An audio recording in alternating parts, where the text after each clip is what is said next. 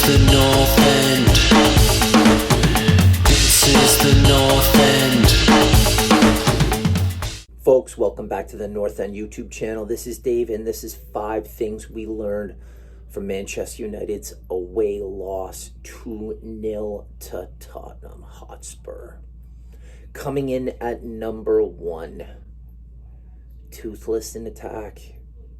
2 games in, 1 goal. Raphael Varane from a header, our only goal scorer.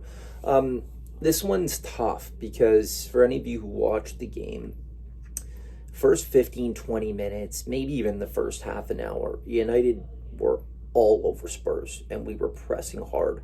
We were creating and we created some excellent chances for ourselves. No finishing. Whether it was Marcus Rashford, whether it was Garnacho, don't get me started on Anthony. The front 3 were nowhere good enough. If you look at last season and you boil United's deficiencies down to one thing, if you had to pick one from last year, it would be conversion rate in front of goals, in front of the net. We were not good enough. We didn't score enough. It was a major issue. I mean, we've bought Højlund. We've got a striker in. He's young, a lot of weight on his back, but this was arguably the major issue in this game. We should have been 2-0 up after 20 minutes. It's nowhere near good enough. It's extremely concerning. We need Højlund to be good, and we need him to hit the ground running. And that front 3 needs a shakeup. They really do. I think the XG was 1.82. Didn't score at all. It was embarrassing. Coming in at number 2, fitness. Again, I'm going to repeat myself. We saw this a lot last season. First 5, 10, maybe even 15 minutes. 15 minutes might be a stretch. At least the first 10, the press was fantastic from United. We were all over Spurs, and that's what created a lot of the scoring chances early on. And then, just like we saw every single game last year, after about 15 minutes, maybe not even, the press goes away. Is this a fitness issue? Is this an alarming fitness issue? I know it's 2 games in, so maybe, players are still leggy, preseason this, preseason that. It's the Premier League. Is as good as it gets. The fitness needs to be there. This is a concern. And I'm going to get into this a little bit further in a minute, but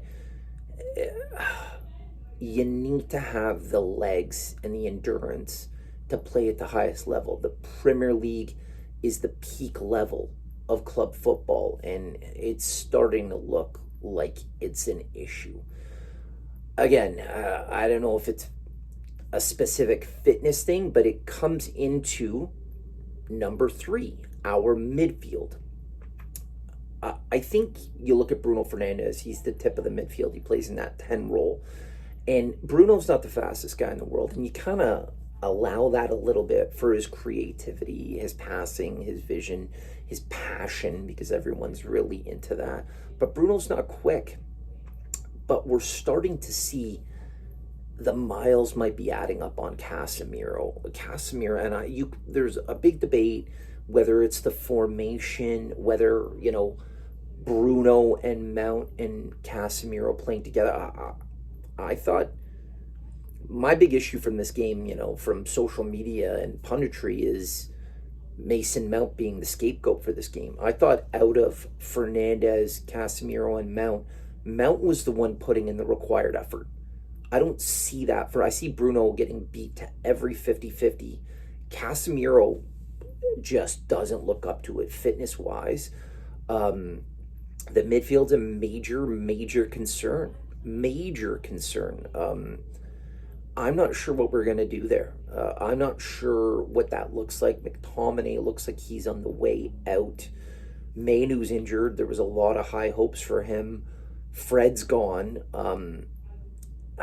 It's extremely, I'd say everything outside of Onana, everything's a concern right now. And again, we can't freak out. We're 2 games in. But yeah, brings me on to number 4, transfers. The name we've heard for the last couple of weeks now is Amrabat. So I think what this midfield needs, if you're going to stick with Casemiro, and it looks like they're going to, and, let's hope Casemiro comes good, but for this team to be effective, I think you need two defensive midfielders with Bruno. To allow Bruno to play his game, you need two defensive-minded midfielders. That's not Mason Mount. I'm not sure what we're going to do with Mason Mount. I like him as a player.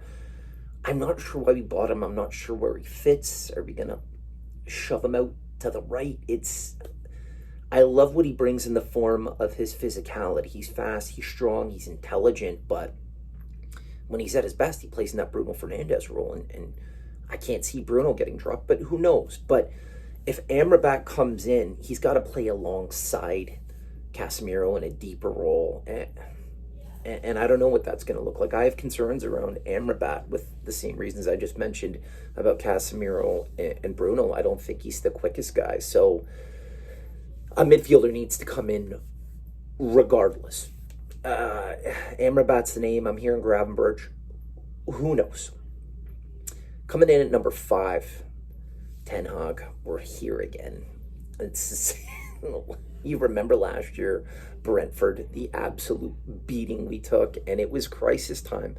The one thing I want to call out about this game is if, stats are a big part of this sports now, a big part of this sport now, we got outworked everywhere.